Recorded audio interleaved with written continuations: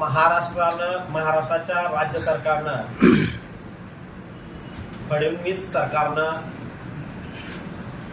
Schedule caste मध्ये उपवर्गीकरण करायचा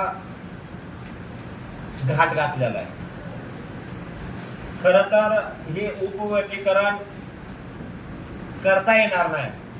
संविधानामध्ये बाबासाहेबांनी एक सूची तयार केली. महाराष्ट्रातल्या 59 जाती आहेत आणि त्या 59 जातींना एकत्र बांधून ठेवलं गेलेलं आहे. तर ह्याच्या अगोदर पण बऱ्याचशा राज्यामध्ये उपवर्गीकरण झालंय, परंतु त्या झालेल्या ठिकाणी वाद तयार झालेत.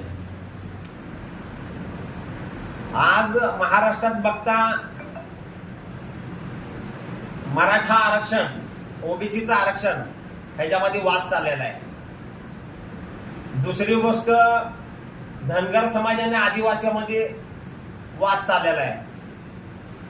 तसाच वाद या 59 जातीमध्ये व्हायला पाहिजे असं इथल्या भाजपाच्या सरकारचं मत आहे.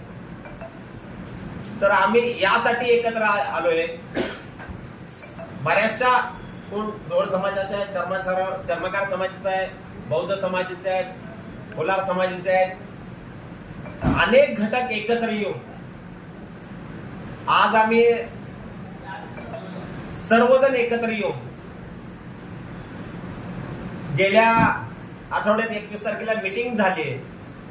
त्यामध्ये ठरलं की याच्या विरोधात आपण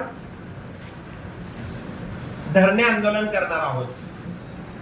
तर ते धरणे आंदोलन उद्याच्या 27 तारखेला बाबासाहेबांच्या पुतळ्या समोर आम्ही येणार आहे, त्यांना अभिवादन करणार आणि तिथून पूनम गेटला या उपवर्गीकरणाच्या विरोधात आम्ही धरणे आंदोलन करणार आहोत.